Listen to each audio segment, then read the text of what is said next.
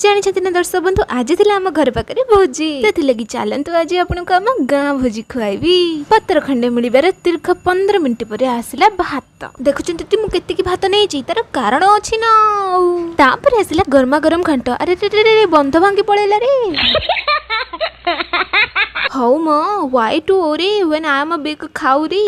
देखुचंत तो चालाकी आमी सेत लगी मु भात को ही साइज करी बंद बांधी देली तापर आसला पांपड़ इलो ये कोन तीनटा पांपड़ दउचंत